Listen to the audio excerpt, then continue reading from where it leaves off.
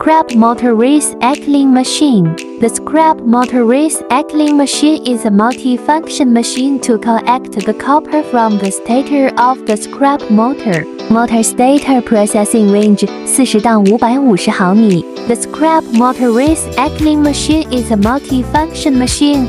Free function in one: cutting copper wire, grabbing copper wire from the small stators, pulling the copper wire from the big stators, electric oven, electric hair dryer, TV, radio, etc. The scrap motor recycling machine, made by Sure Origin Group, is newly designed with the advantages of easy operation, power saving, multifunctional.